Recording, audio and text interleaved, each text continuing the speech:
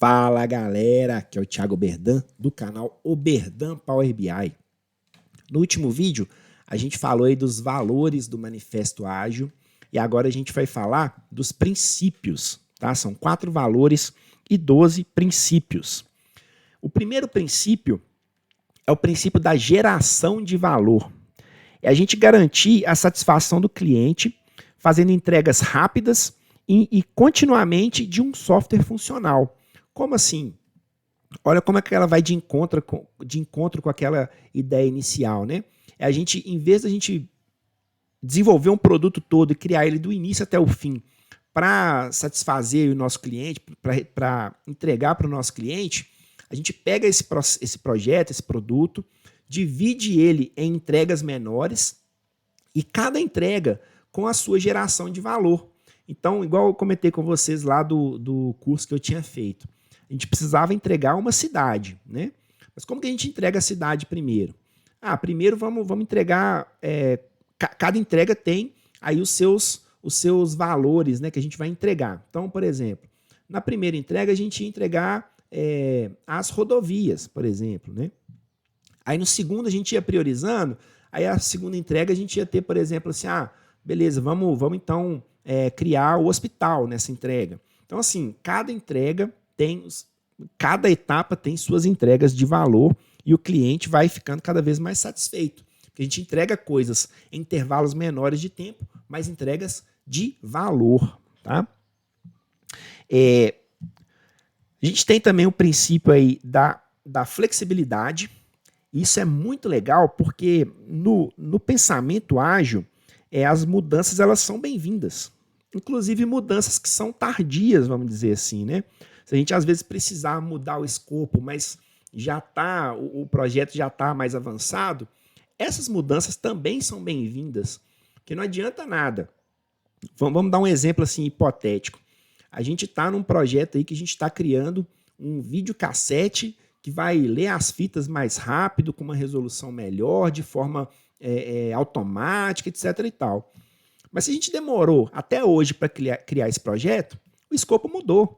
Não adianta eu insistir em criar esse projeto de videocassete, sendo que hoje a gente não tem mais videocassete, né? Lógico, de forma saudosista você pode ter, mas no mercado a gente não tem mais videocassete, né? Então, aí seria muito mais interessante quando a gente veio, por exemplo, o DVD, vamos dizer assim, você já mudar o escopo do seu videocassete. Não criar um aparelho para ler fitas melhor e mais rápido, mas criar um aparelho para ler DVDs de forma mais rápida, com melhor resolução. Aí chegar mais na frente, tem um Blu-ray, hoje a gente tem o streaming, né? Então, essas mudanças elas devem ser bem-vindas e a gente tem que ter a capacidade de trabalhar com elas, tá?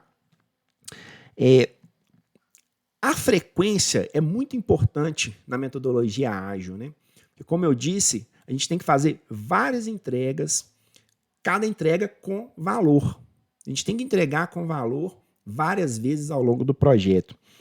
Então, assim, no caso do manifesto que foi feito pensando no desenvolvimento de um software, a ideia é que você tenha um software funcional, entregue frequentemente. Então, cada entrega sua deve ser uma parte funcional do software, né? E aí que seja com o menor tempo que você conseguir no seu projeto. Se você conseguir, por exemplo, a cada semana você entregar uma parte funcional do seu software, poxa, está interessante. Cada 15 dias, aí depende da complexidade, claro, né? Mas é importante a gente ter frequência de entregas, que aí o nosso cliente vai ficando cada vez mais satisfeito e criando com a gente aí essa parceria, né, no desenvolvimento, tá? A gente tem também a cooperação e é muito importante a gente ter, colaboração, né? É muito importante a gente ter a colaboração de quem entende do negócio com os desenvolvedores. E aí, trazendo para o nosso mundo aqui do Power BI, por exemplo, eu sempre digo, a gente fazer um relatório de Power BI lindo, maravilhoso, com dados ruins, é melhor não fazer, porque você vai ver aquele relatório lindo, você vai olhar, vai ficar encantado, mas na hora de você fazer a análise, A análise às vezes não quer dizer nada, ou a análise está errada, né? Então, muitas vezes, esse alinhamento entre quem entende do negócio e quem desenvolve o projeto, quem desenvolve o produto, é assim de extrema importância. Não sei se vocês já passaram por projetos assim, em que você faz um projeto, entrega para uma pessoa que não entende tanto do negócio, a pessoa aprova, mas quando vai para a real parte interessada, às vezes é a gestão, a diretoria, a pessoa olha e quer mudar tudo, porque não foi alinhada com quem entende do negócio, né? Então, essa colaboração direta, e assim, sem ter essa dificuldade de acessar a pessoa, sabe? Então, assim, você está desenvolvendo um projeto, um produto, um Power BI. Olha, para eu conversar com a pessoa de negócio aí desse assunto, eu preciso abrir um chamado que vai passar para uma área específica, essa área vai direcionar. Poxa, isso é o mais eficiente no nosso caso? Muitas vezes não, tá? Engajamento, autoeficácia e autonomia. Olha que interessante. Os projetos eles surgem por meio de indivíduos motivados. Então a gente tem que ter aí uma relação de confiança, né? Então, assim, o que é, por exemplo, esse engajamento, autoeficácia e autonomia? É muito interessante que as pessoas envolvidas nesse projeto tenham tranquilidade de fazer o seu trabalho sem, como a gente diz aqui em Minas, né? Sem precisar ficar pedindo benção para muita gente, né? Então, assim, não adianta nada tudo que eu fizer, eu precisar marcar uma reunião daqui a 3 dias para validar com uma pessoa, com uma área, se posso fazer ou se não posso. Isso aí faz com que o nosso projeto fique cada vez menos ágil, né? E para você dar autonomia para uma pessoa, para uma área, você precisa ter confiança nessa pessoa. E criar ali no ambiente da sua equipe, da sua empresa, uma possibilidade que essas pessoas sejam suficientemente treinadas e capazes de conseguir conduzir os processos da melhor maneira possível, né? A conversa cara a cara, esse é um princípio que eu acho fenomenal. Porque assim, a melhor forma da gente transmitir informações é conversando, é cara a cara. A gente está vivendo no mundo hoje de home office, por exemplo, que eu acho uma coisa fantástica, mas a gente tem que, nesse tipo de ambiente, a gente tem que saber lidar também com as conversas cara a cara, né? Então, muito provavelmente vocês já passaram por situações assim. Você tem uma coisa para você alinhar com uma área, com uma equipe, você manda um e-mail. Aí esse e-mail é encaminhado para outra pessoa. Aí essa pessoa responde sem ter entendido o que você perguntou. Aí você responde e-mail em cima de e-mail, e-mail em cima de e-mail. E aí, no fim das contas, a informação está totalmente perdida, entra uma pessoa nova do nada, a pessoa tem que pegar todo o histórico do e-mail e ler, sendo que às vezes uma ligação, você bate um telefone ali para a pessoa, ela já vai tirar sua dúvida ou te direcionar para quem que você vai tirar a dúvida. Muitas vezes muito melhor do que ficar nessa troca de e-mail, troca de mensagem, né? E quando possível, pessoalmente, cara a cara mesmo, que aí você consegue tirar as informações de uma forma muito melhor. É até uma coisa interessante que eu vivenciei na minha carreira, mais no início, né? Eu atendia clientes e tinha um cliente que era muito difícil. Por quê? Porque ele era uma pessoa que chegava de uma forma mais ríspida na gente. Sempre foi mais ríspido. Ele ameaçava cancelar o contrato, ameaçava ir para o concorrente. Então, sempre gerava para a gente um desconforto muito grande falar com essa pessoa. Aí a gente fez uma ação na área que a gente fazia visitas nos clientes e eu fui visitar esse cliente específico. Eu lembro que na época eu fiquei com medo, assim, eu era muito mais novo, fiquei com bastante medo. Mas quando eu cheguei lá, só de estar cara a cara, a conversa era diferente, né? A forma como ele tratava a gente de forma ríspida nos e-mails, ou às vezes até no telefone mesmo, não aconteceu. E às vezes ali eu até entendi o ponto do cliente, muitas vezes, da pressão que ele sofria, e às vezes ele tinha que mandar um e-mail para a gente rápido, né? Tinha que mandar um e-mail para a gente rápido, correndo, e às vezes parecia que ele estava sendo ríspido, mas não era. Aí Fizemos essa visita, foi excelente, para mim, pessoalmente, foi excelente, mas para o nosso processo foi muito bom. Por quê? Porque aí a forma como ele passou a tratar a gente foi diferente. Porque do mesmo jeito que eu entendi o lado dele, ele entendeu o meu lado, né? E aí a gente conseguiu aí ter uma relação muito melhor ao longo do tempo que a gente ainda continuou, que eu continuei na área, que ele continuou na empresa, né? Foi muito mais tranquilo, tá? O próximo princípio é o da funcionalidade e utilização imediata. A gente tem que pensar que o software funcional, ele é a medida do progresso, né? É a principal medida do progresso do projeto. Aí fala o software de novo. A gente pode trazer para qualquer ambiente, para qualquer projeto, para qualquer produto que a gente está desenvolvendo, né? Então, assim, quando a gente faz uma entrega e o nosso cliente consegue já acessar o software, acessar o produto e fazer uma utilização dele imediatamente, a gente está com uma medida de progresso aí bem legal, tá bom? O nosso próximo princípio é o ambiente sustentável, tá? É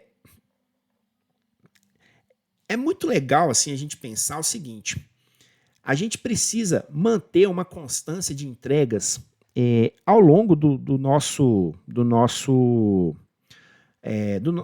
projeto. A gente precisa ter uma constância de entregas, constância mesmo, assim. Os novos recursos eles devem ser entregues constantemente. Tanto o cliente quanto o desenvolvedor tem que ter um ritmo, porque o cliente precisa de um ritmo também. Às vezes ele precisa trazer informação para a gente, ele precisa muitas vezes validar coisas internamente para a gente, né?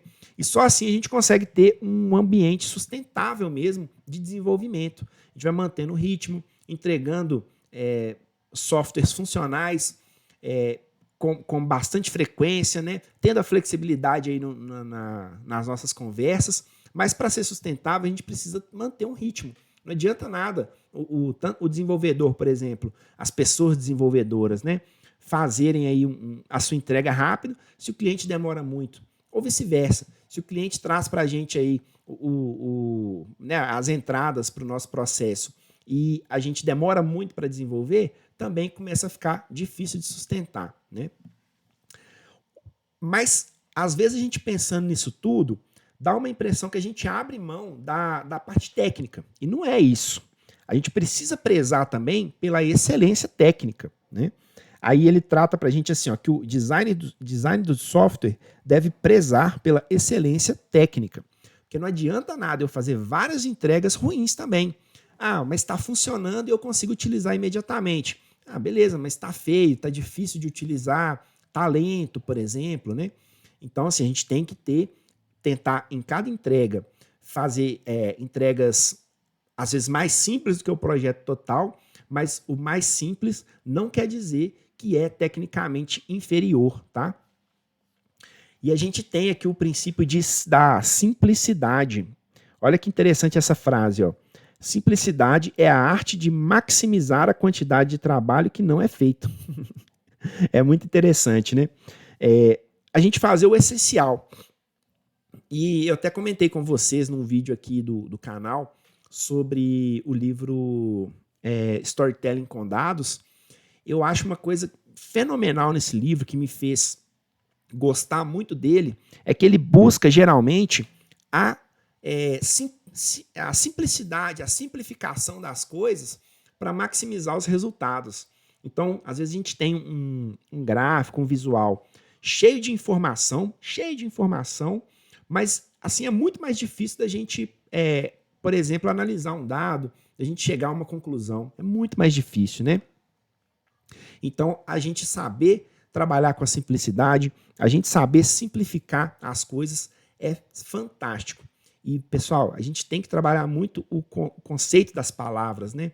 Ser simples não é ser menos, não é ser menos. Ser simples é você colocar o essencial para que aquilo funcione da melhor forma possível, né? Então, às vezes, a gente quer desenvolver um software, colocar um monte de funcionalidade, um monte de coisa, mas não é aquilo que o cliente está precisando no momento. Vamos entregar o simples, vamos resolver a dor desse cliente e depois a gente vai fazendo entregas adicionais para colocando coisas a mais, entregando mais valor, né?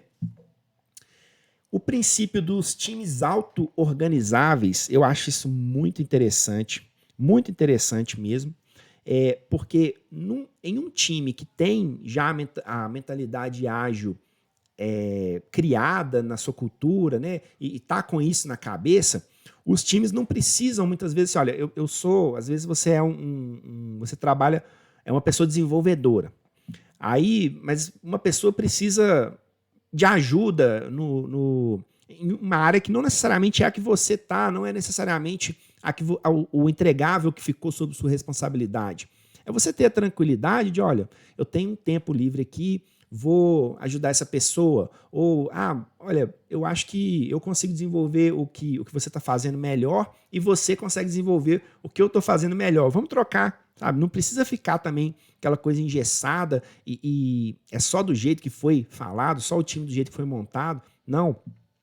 Nesse ambiente nascem lideranças que eu acho muito legal. Na minha cabeça, né, são os melhores tipos de liderança que podem existir, que são as lideranças naturais.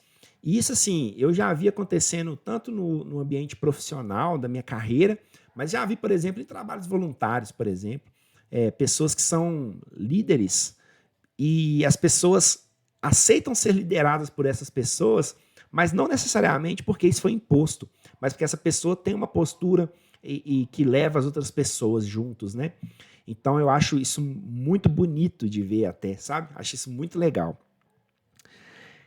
E assim, é importante a gente fazer avaliação de desempenho constante. Avaliação e aprendizado constante.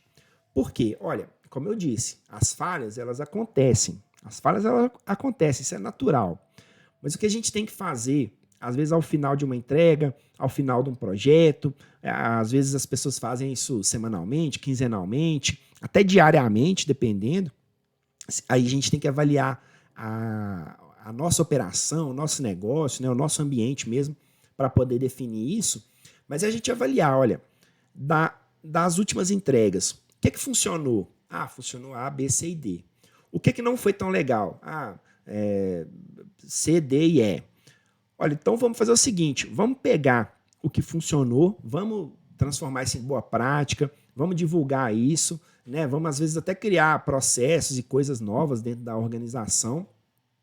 E o que não funcionou, vamos documentar também, que pode ser que outra equipe, outro time, outras pessoas vão passar pelo mesmo problema e não precisam necessariamente passar pelo mesmo problema, né? Então, assim, aí a gente consegue ir refinando e ajustando o comportamento da equipe para que a gente, olha, a gente ainda vai cometer falhas, mas que pelo menos a gente cometa falhas novas, né? Isso eu acho muito interessante e eu acho muito efetivo nas equipes que eu vi isso sendo trabalhado, tá? Então, pessoal, esses são os 12 princípios aí do Manifesto Ágil. Passamos pelos 4 valores e pelos 12 princípios. No próximo vídeo a gente vai fazer uma reflexão, algumas reflexões sobre o que a gente viu até aqui, e depois a gente vai continuar aí com o nosso assunto, tá bom? Mais uma vez, se inscreva aqui no canal e compartilhem com seus amigos, com seus colegas, para que esse assunto chegue no máximo de pessoas possível, para que a gente possa mudar realmente aí o ambiente de onde a gente está trabalhando, onde nós estamos inseridos, tá bom? Grande abraço, pessoal. Até o próximo vídeo.